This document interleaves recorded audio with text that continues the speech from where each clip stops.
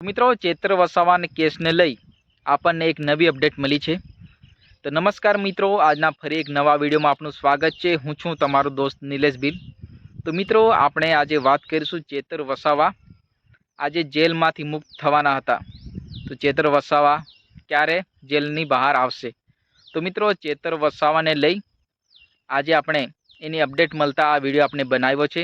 તો ચેતર વસાવા હજુ સુધી જેલની બહાર નહીં આવી શકે મિત્રો, કારણ કે જે સરકારના વકીલ છે એ ચેતર વસાવા સામે હજુ વધુ ગંભીર ગુનાઓ દાખલ થાય એવા કેસ એમણે રજૂ કર્યા છે।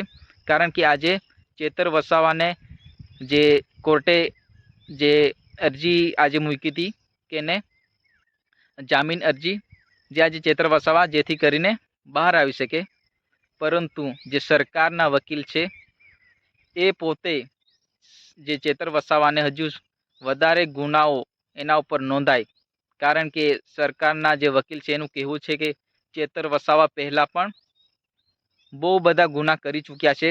ચેતર વસાવા તડીપાર છે। ચેતર વસાવાને હજુ જેલની બહાર કાઢવા માટે સમય લાગશે, કારણ કે ચેતર વસાવા ઉપર એવા ગંભીર આરોપો અને એવા ગુનાઓ દાખલ કર્યા છે જે આઈપીસીની કલમો જે 10 વર્ષની કેદ થાય એ પ્રકારની એવી કલમો લગાવવામાં આવી છે જે સરકારના વકીલ દ્વારા।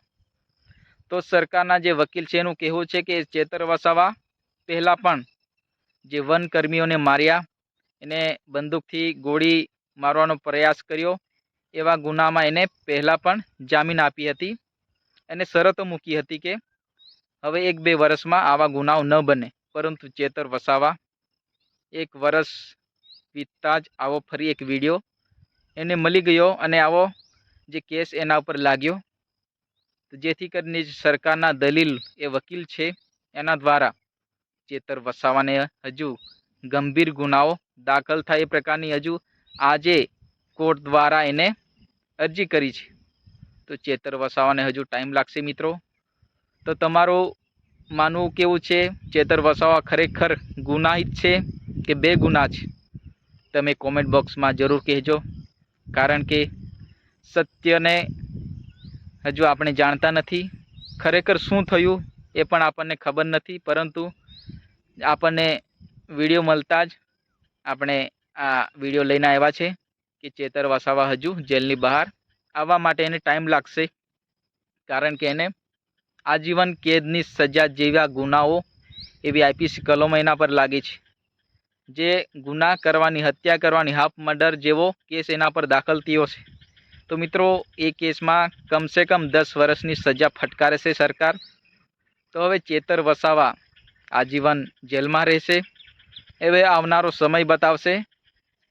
હવે વિડીયો આપણે અહીંયા અંત કરીએ છીએ મિત્રો, ફરી મળીશું એક નવા વિડીયો સાથે।